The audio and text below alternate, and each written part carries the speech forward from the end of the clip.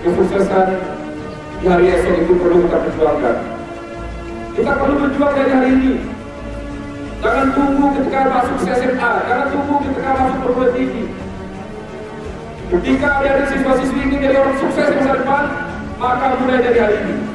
Saya ingin sampaikan kepada dari siswa-siswi sebagai sebuah motivasi.